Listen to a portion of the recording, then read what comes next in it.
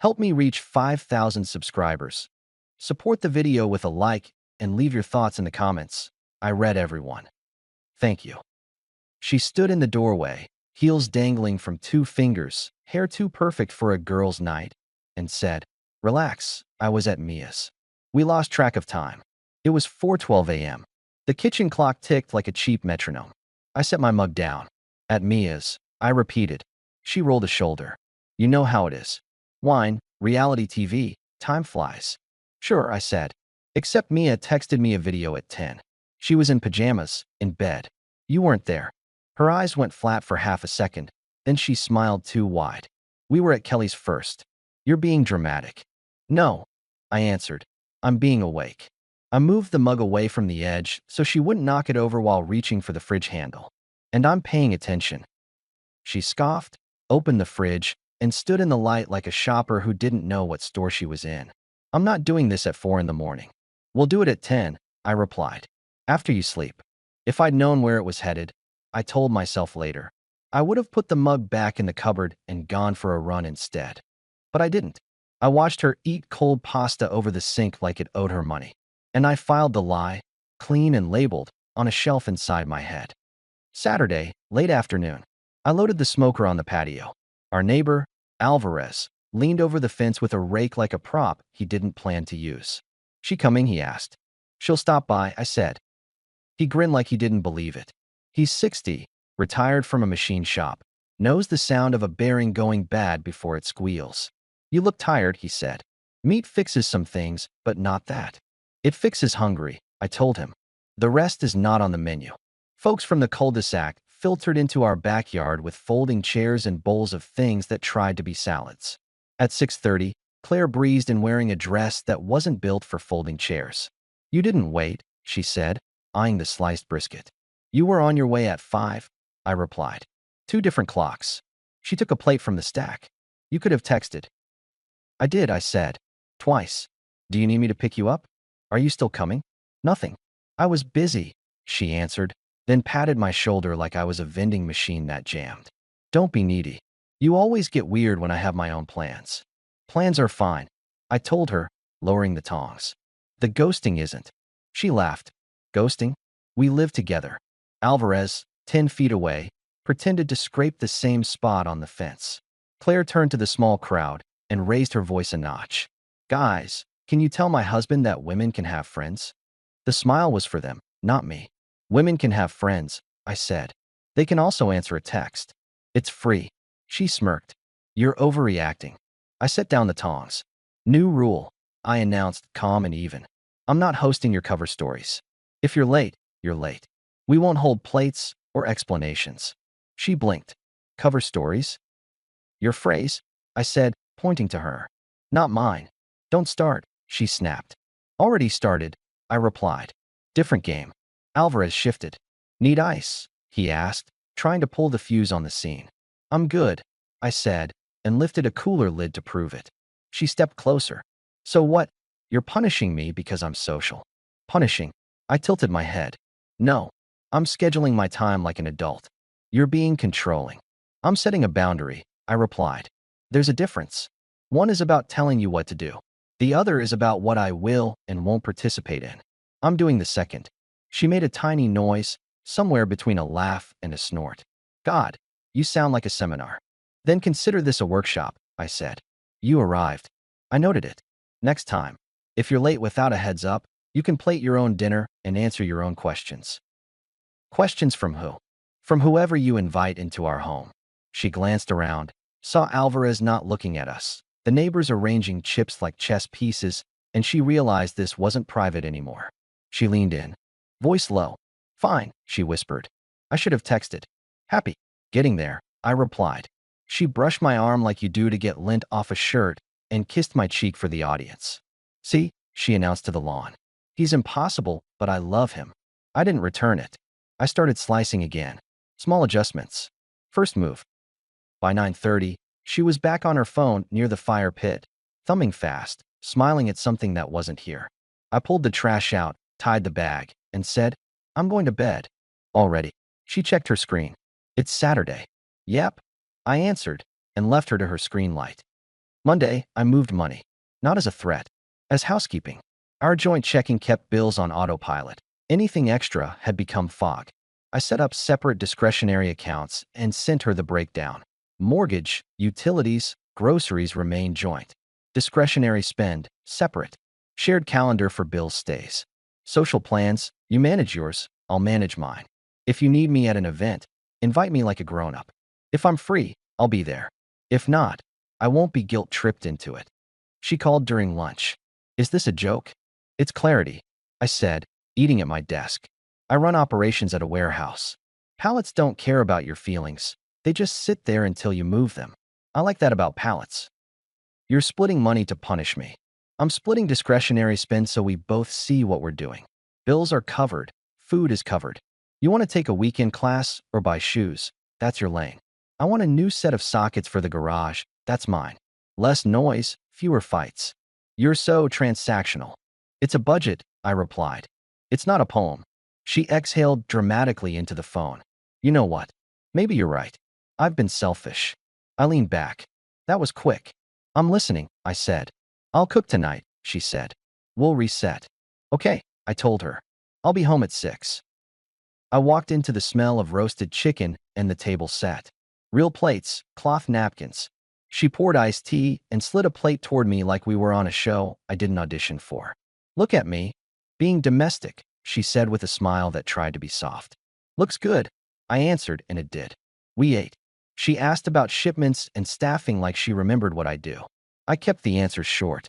Midway through, she reached across and squeezed my wrist. I know I've been distant. Work is a lot. I'm trying. I appreciate the words, I told her. Let's see the calendar. The squeeze loosened. We're eating. And we're adults, I replied. I pulled out my phone, opened the shared calendar, and turned the screen toward her. Add your late nights when you know them. Add your social nights when you commit to them. And add the ones where you're free, but not here so I can plan my own stuff. That's clinical. That's how commitments stay real, I said. She put her fork down hard enough to rattle the plate. Fine. She tapped into the calendar. Thursday, work drinks, Saturday. Girls, with a start time but no end. What time Saturday? I asked. Don't know yet, she said. Then put 9 to 11. If it runs later, update it. She stared at me like I was a slow driver. You need an end time so you can sleep? I need an end time so I know if I should be here, I replied. She typed 9 to 11, like she was carving it into stone. Then she smiled again, trying to reset. Can we stop being weird and finish dinner? We never started being weird, I said. We started being clear. Thursday, she came home at midnight. Calendar had said, work drinks 6 to 9. Her keys hit the bowl. She whispered sorry and slid into bed like she was sneaking into a hotel lobby. Saturday, she left at 7. Girls, she said at the door. I may crash at me as if it goes late. Call if you do, I replied. Not text. Call. That's controlling, she shot back. It's a safety check, I said. Call. I'll say goodnight. She left, perfume hanging in the doorway like a promise. At 10:30, nothing. At 11, nothing. At midnight, I called. Hey, she answered over noise. We're out. Don't wait up. You at Mia's? I asked. Later, she said, and hung up. At 2, I brewed coffee. At 3, I stopped looking at the driveway because I hate teaching myself to hope. At 4, the headlights slid across the living room wall. Door, heels in hand. Hair too perfect. You're up, she noted, as if I were the oddity. Calendar said 11, I replied. We went somewhere after, she said, easing past me. Where? I asked. A place, she snapped. Stop interrogating me. It's a question, not an interrogation, I said. You okay to talk in the morning? She waved a dismissive hand, same hand she uses to banish crumbs. You and your rules. I didn't argue.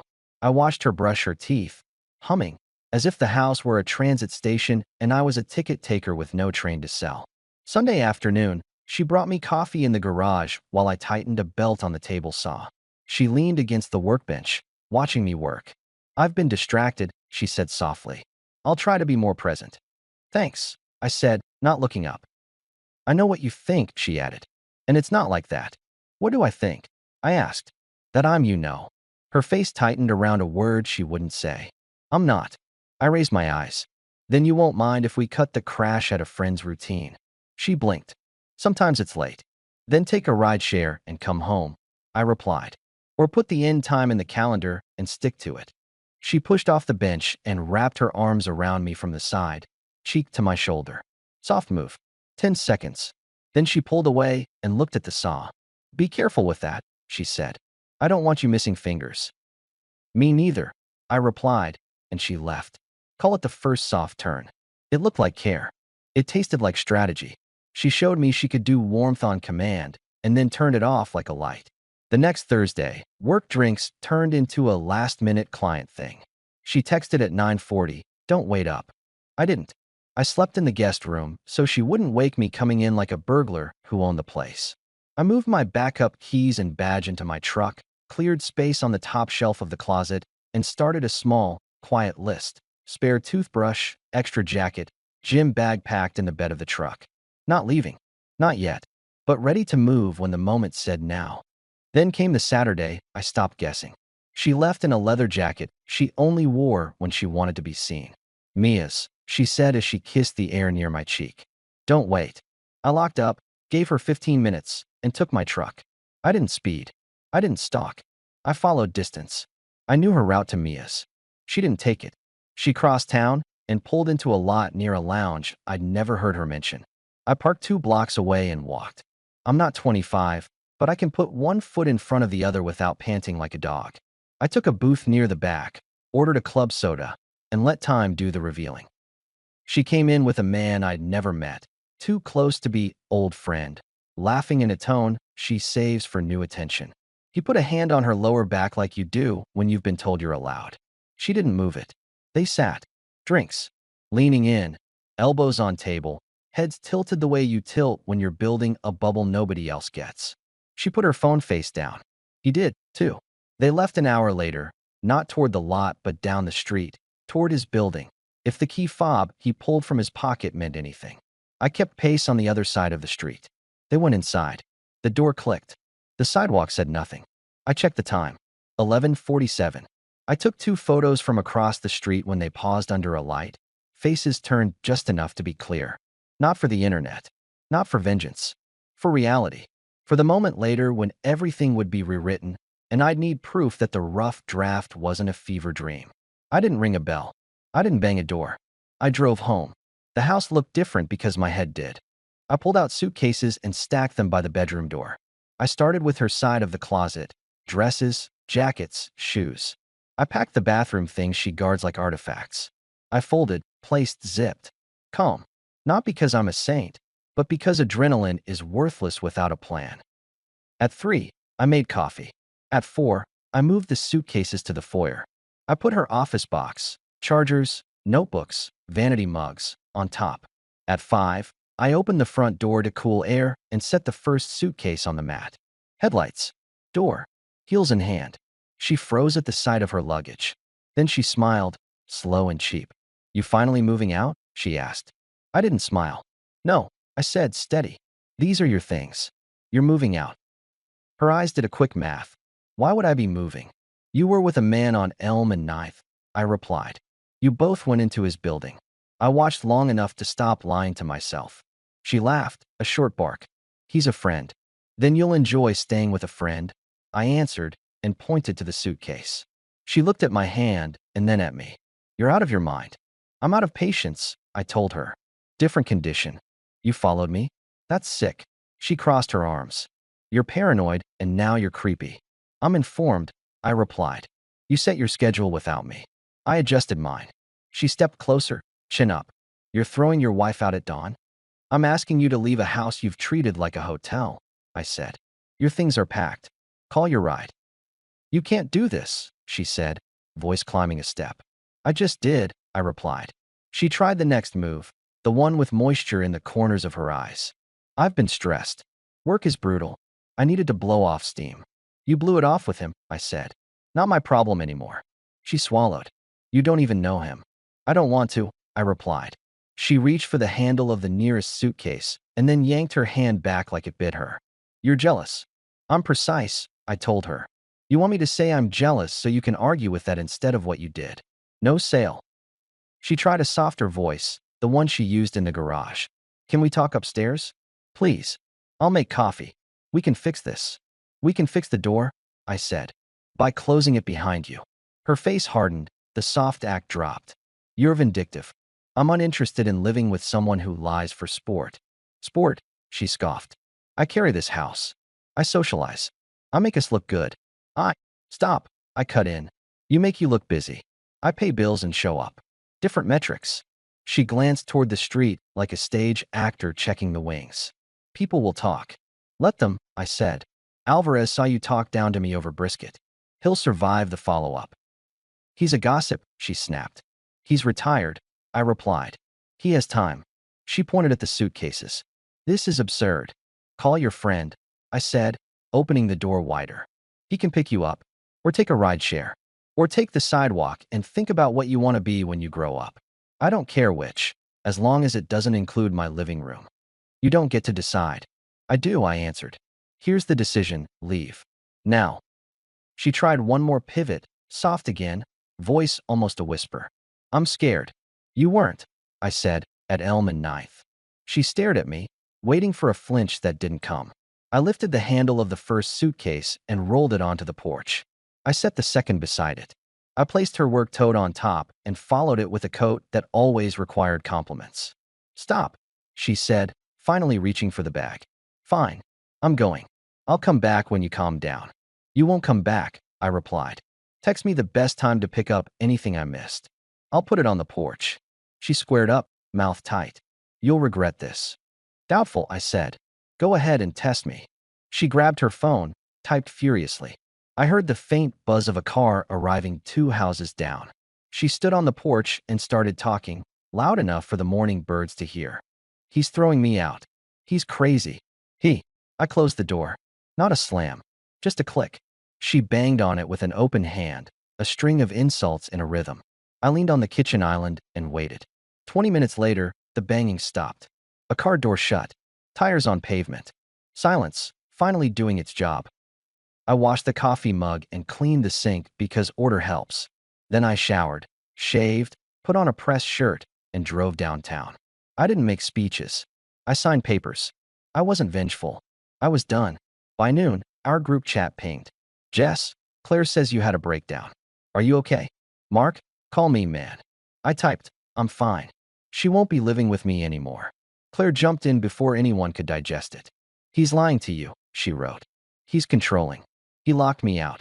I typed. I packed her things and asked her to leave. Then I dropped in 2 photos. The sidewalk under the lounge light. Faces clear, her leaning into a man who wasn't me. I didn't caption them. The group chat went quiet in a way no one can fake. Mark finally. You good for a beer later? I've got errands, I replied. Another time. Jess, 20 minutes after her silence. I'm sorry. I left it on read. At work Monday, my lead picker, Brandon, wandered into my office and closed the door with his hip. Boss, he said, you look lighter. Dropped some weight, I said, tapping a stack of manifests. He slid a coffee onto my desk. Claire came by Saturday when we were closing, he said carefully. Said you'd lost it. Asked me to talk sense into you. I told her we were a warehouse, not a clinic. He scratched his jaw. She told Skylar you followed her. That you're a stalker. I nodded. She's working on a narrative. I told Skylar that seemed unlikely, he said. You're not subtle. If you wanted to make a scene, we'd have heard it 3 counties over. I smirked. Appreciate it. You need coverage if you need to be out, he added. We got it. I'm not hiding, I replied. Schedule stays the same. At lunch, I drove to the house, changed the garage keypad, and set a box by the door with anything I'd missed. I left a note. Pick up today before 6. After that, text for a time. No threats, no legalese, no theater. At 5, she texted, I'm coming with Jess. We're getting my stuff. I responded, porch. 6 came. Jess stood on the bottom step like she'd rather be anywhere else. Claire tried the door once for show. Hey, Jess said, halfway to me and halfway to the street. Hey, I replied. Claire held up a key like it was evidence. You changed the code. I did, I said. Return the key, please. She threw it into the bushes like a teenager. Jess reached in, fished it out, and placed it in my hand. This is cruel, Claire announced. loud enough for the dead shrubs to hear. You didn't even hear me out. I heard plenty, I told her.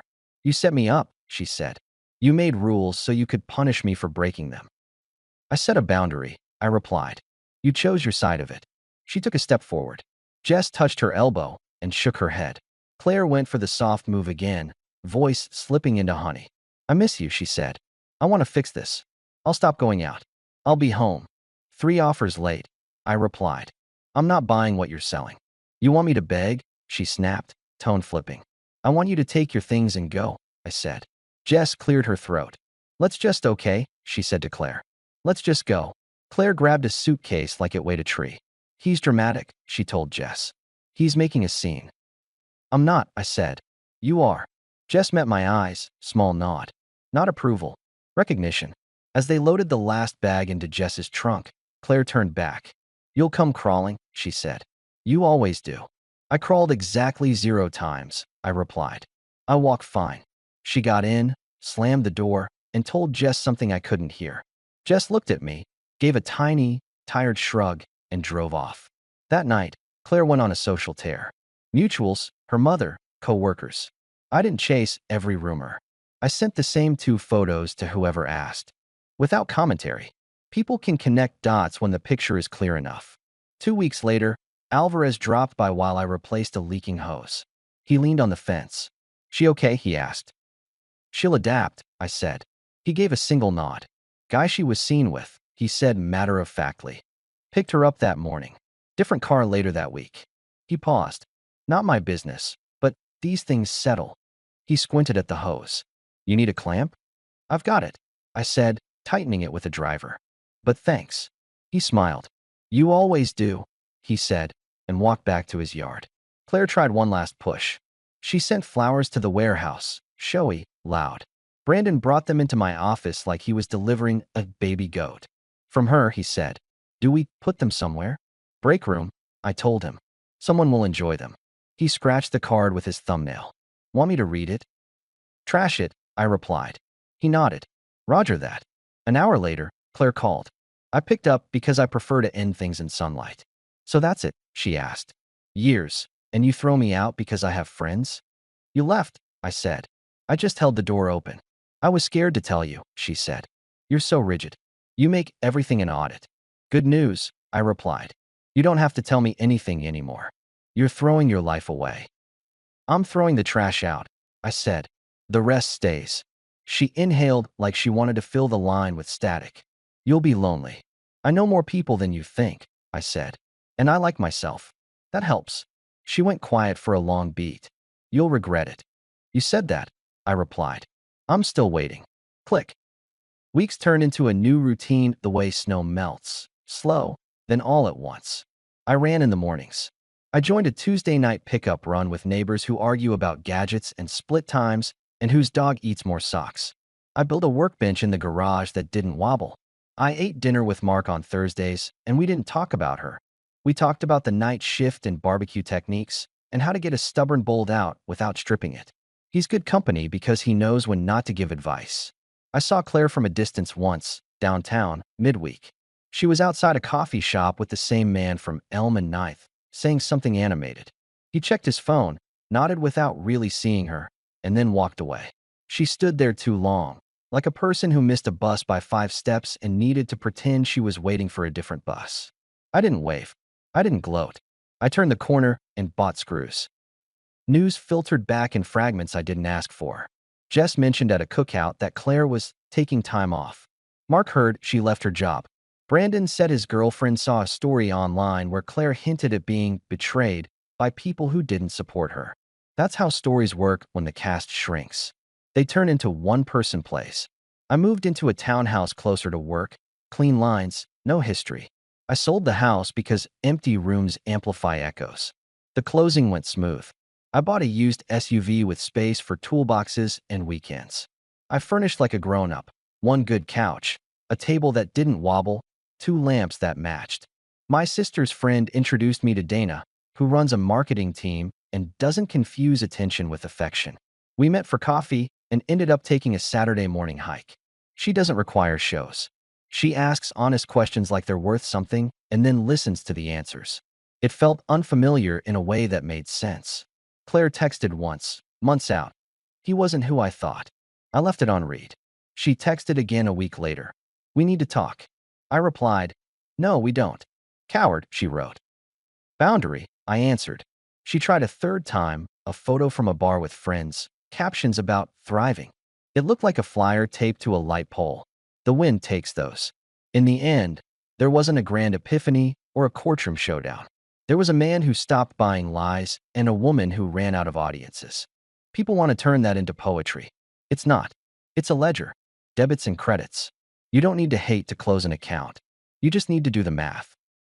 One evening, Alvarez and I stood on the sidewalk as the sun went down behind the roofs. He pointed with his rake at a bird on a wire. Balance, he said. Hard to hold, easy to lose. I'm learning, I told him. You look better, he said. Taller. Same height, I replied. He chuckled. You know what I mean. I did. I went inside, set my keys in a bowl that wasn't a battlefield anymore, and texted Dana. You hungry? She replied, always. Then, bring that dry humor, and I'll bring salad. We ate on the balcony. She laughed at my bad jokes and told me hers were worse. I slept 8 hours and woke up not needing to check a driveway. That's the trick no one tells you. You don't need to win. You need to stop playing games you didn't agree to. The last time Claire's name came up, it was in a thread I didn't read to the end. Someone said she'd moved across town. Another said the man from Elm and Ninth was seeing someone. A third posted a photo of a happy hour and tagged her in the background, not as the point, but as scenery. That felt like the world correcting itself. My last word to her was the same as the one I should have said in the kitchen under that ticking clock. Enough. I said it without anger, and then I did the thing that makes the word real. I walked away, shut the door, and refused to hold it open for a goodbye scene. She can rewrite it for whoever's watching now. I'm not the audience. And if she ever asks again why, I'll give her the same sentence I gave on the porch, the one that closed the loop and paid the bill. Call your friend. He can take you. Or go anywhere you want. I don't want to see you again.